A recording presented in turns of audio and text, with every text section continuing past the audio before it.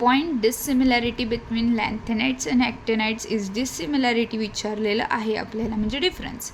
आता जर तुम्ही पहिला ऑप्शन बघाल, 3 outermost shells are partially filled. जर तुम्ही बघितलं की लॅन्थेनाइड आणि ॲक्टिनाइड दोन्ही जरी बघितले तर त्यांचे जे आउटरमोस्ट शेल्स आहेत ते पार्शियली फिल्ड आहेत. जर तुम्ही त्यांचं इलेक्ट्रॉनिक कॉन्फिगरेशन जर समोर ठेवलं तर तुम्हाला समजेल, म्हणजे हा सिमिलॅरिटीचा पॉईंट झाला. पुढे बघा की दे show oxidation state of +3 common, म्हणजे +3 हा कॉमन ऑक्सिडेशन स्टेट असतो दोन्हीच्या ह्याच्यामध्ये.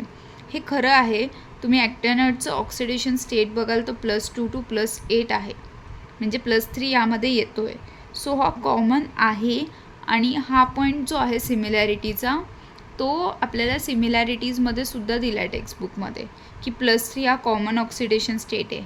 म्हणजे ही गोष्ट आहे, ही सिमिलॅरिटी झालेली आहे लॅन्थेनाइड आणि ॲक्टिनाइडमधली.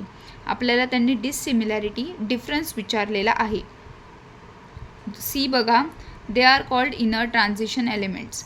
हो, लॅन्थेनाइड असो किंवा ॲक्टिनाइड दोन्हीच्या दोन्ही ह्यांना इनर ट्रान्झिशन एलिमेंट्स म्हणून ओळखलं जातं.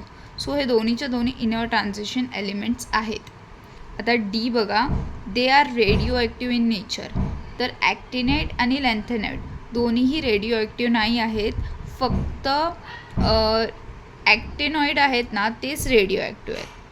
पण लॅन्थेनाइडमधला असा एक एलिमेंट आहे non radioactive except promethium. Promethium जो आहे तो रेडिओ ॲक्टिव्ह आहे. ओके. आणि पण ॲक्टिनॉइड्स हे सगळे रेडिओ ॲक्टिव्ह आहेत, म्हणजे सगळे रेडिओ ॲक्टिव्ह नेचरमध्ये नाही आहेत. म्हणून ऑप्शन डी हा डिफरन्स म्हणून ओळखला जातो.